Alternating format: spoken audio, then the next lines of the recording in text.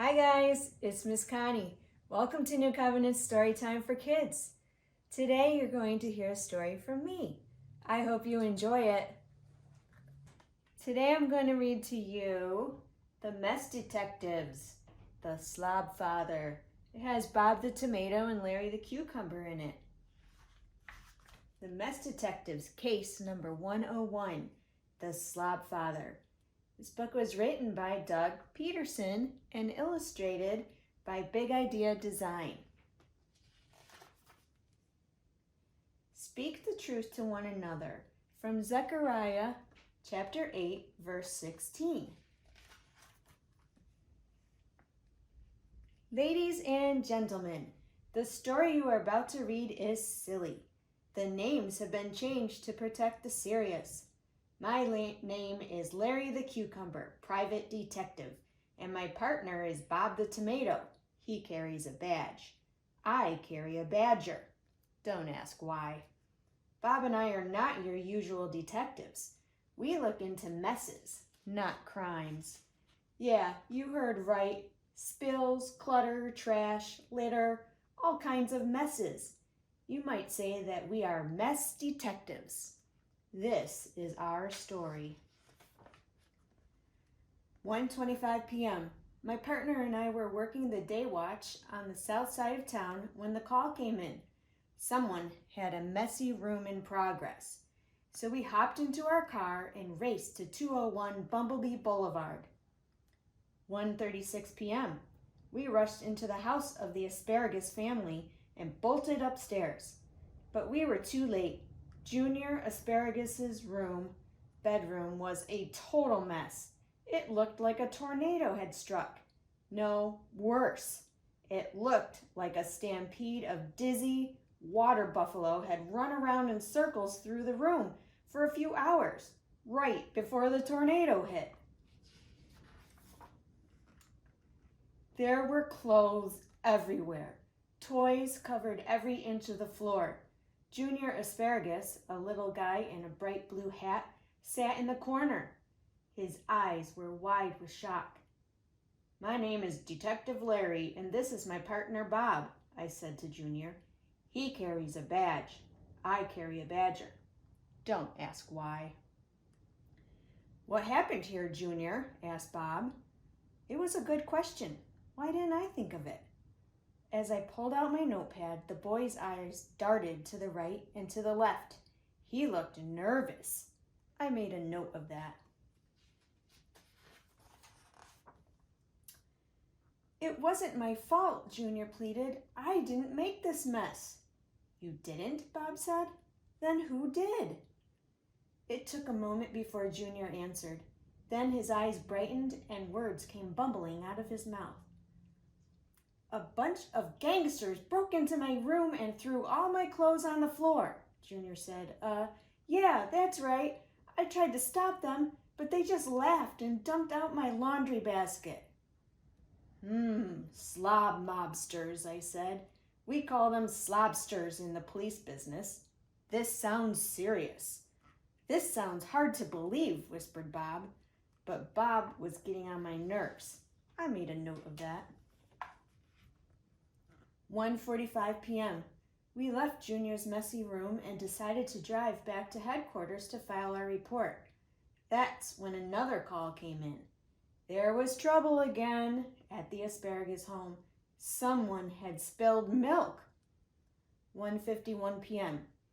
Bob and I burst through the front door of the Asparagus house. There it was, a huge puddle of milk right next to the kitchen table. Junior stared sadly at the puddle. His mother stood next to him talking to him about the mess. While I drew a chalk outline around the spilled milk, Bob started asking questions. What happened? He asked Mom Asparagus, who began telling us all about her day. Just the facts, ma'am, Bob added. Drat, I wish I had said that. I always wanted to say, just the facts, ma'am. I was in the other room folding clothes when I heard an awful crash, Mom Asparagus said. So I rushed into the kitchen and I found milk all over the floor. but Junior said he didn't do it.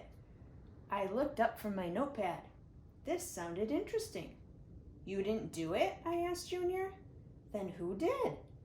Was it that gang of nasty slobsters again? Bob rolled his eyes. I made a note of that. That's right, Junior exclaimed. A gang of slobsters broke into our house, tipped over the milk, and ran out the back door, laughing. I dusted for fingerprints on the back door, but Bob reminded me that veggies don't have fingers, so I checked my nose prints. I checked for nose prints instead. This is a little far-fetched, Bob whispered to me. Then he turned to Junior and asked, Did you get a good look at those guys? Junior thought and puzzled and pondered. I think there were 3 of them, he said. The leader was a big zucchini wearing sunglasses and a hat. I said. Sounds like the work of the Slob Father. The who? Said Bob. The Slob Father, I said. The mastermind of messes. The kingpin of clutter. I'm surprised you never heard of him, Bob. Bob just shook his head and sighed. 2:30 p.m. Taking a break from our busy day, Bob and I decided to stop and buy a couple of blueberry slushies. But no sooner had we sat down when we were called back to the asparagus house.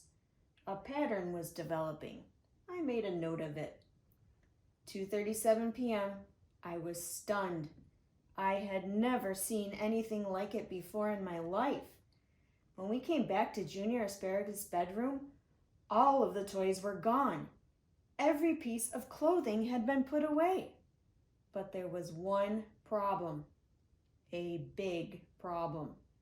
Something very large had been shoved underneath the rug in Junior's room.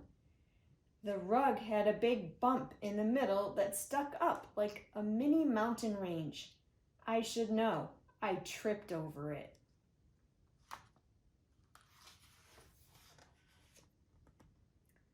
Junior sat on the bed, humming to himself. His father stood in the doorway, looking concerned. May I look under the rug? Bob asked Dad Asparagus. Junior's father nodded. Carefully, slowly, Bob lifted the rug. I had to turn away. I didn't have the stomach to look. It was too awful. Someone had shoved all of Junior's toys and dirty clothes underneath the rug. There was even a half-eaten box of Marshmallow Crunch cereal. Who would do such a thing? I guessed. The slobsters did it, Junior insisted. The slobsters came into my room when I was cleaning it up, and they shoved everything underneath the rug. I tried to stop them, but I couldn't. That's terrible, I said. The Slob Father must be stopped. Bob stared at me in disbelief. Larry, don't you get it? He said. There are no slob mobsters. Slobsters, you mean? There are no slobsters, Larry. Then who made the mess in Junior's room? I said. And who spilled the milk in the kitchen? And who shoved everything under Junior's rug? I have an idea, but I'm going to need some help, Bob said. Then he turned and looked straight at Junior. So did Dad Asparagus, and so did my badger. I thought I might as well look at Junior too. Don't ask me why. Junior, are you sure there isn't anything else you'd like to tell us? Asked Bob. Isn't it time to face the truth?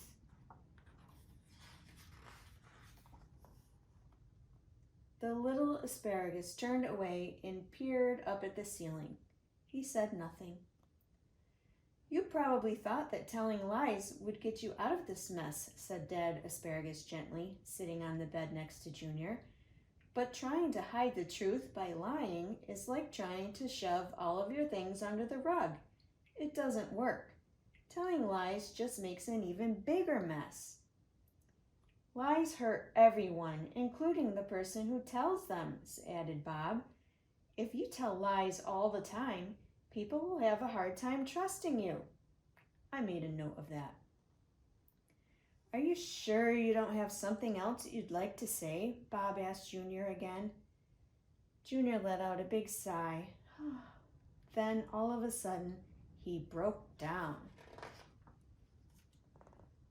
All right, I did it, he blurted. I made the big mess in my room. I spilled the milk, and when Dad asked me to pick up my room, I shoved everything under the rug. It was easier than cleaning.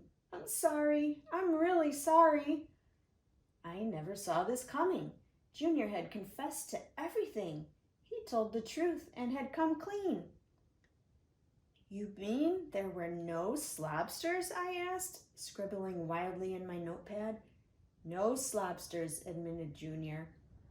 And no slob father? No slob father, he said. Now, don't you feel better? Dad Asparagus asked. It feels good to tell the truth. God doesn't want our lives getting messed up with lies.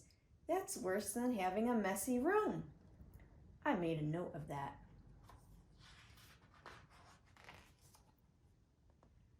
I'm glad I told the truth, but now everyone is mad at me, Junior admitted.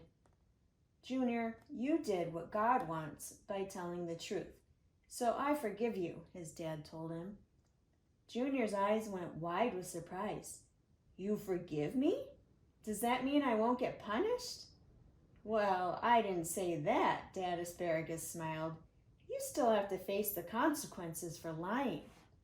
While you clean up this mess, you'll have to miss your favorite TV show. But I still love you, and God does too. 3:15 p.m. As we left the Asparagus house, Junior was getting big hugs from his mom and his dad. So there are no slobsters, I said as I filled out the case report number 101. That's right, Bob said. When we try to cover up what we've done by lying, it can feel pretty bad inside. It's like there's a big mess deep inside us. But when we tell the truth, those messy feelings are all cleaned up. Case closed. Tears of joy came to my eyes, and I blew my nose with a mighty honk. Larry, said Bob. Yes, Bob? You just blew your nose in your notepad. I made a note of that. Time to get a new notepad. The end. I hope you enjoyed the story. See you next time.